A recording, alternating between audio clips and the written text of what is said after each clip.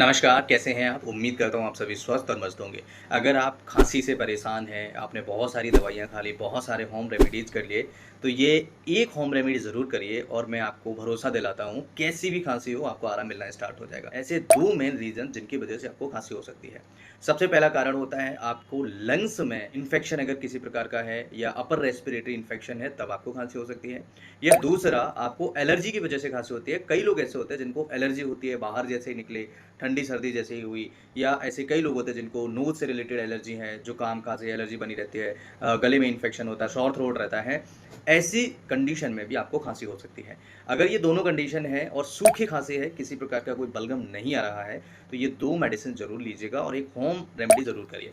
Home remedy क्या करना है, आप सुबह-सुबह खाली पेट 1 लहसुन की कली और शाम को 1 लहसुन की कली तवे पर भून करके लेना स्टार्ट कर दीजिए। जिनकी उम्र 20 साल से अधिक है, 2 कली लेना स्टार्ट करिए और आप देखेंगे शरीर के अंदर जितनी भी समस्याएँ होंगी, लगभग-लगभग सर्दी की वजह से जो समस्याएँ हो रही होंगी, उनको आराम मिलना स्टार्ट हो जाएगा। दूसरा खाँसी गायब होना स्टार्ट हो जाएगी। इसके साथ आपको दूसरा उपाय करना है। होम्योपैथी में र्यूमेक्स क्रिस्प मेडिसिन 30 पोटेंसी में 5 गुण सुबह, 5 गुण शाम को मरीज़ को देना है। लेकिन ध्यान रहे लहसुन के साथ नहीं दें।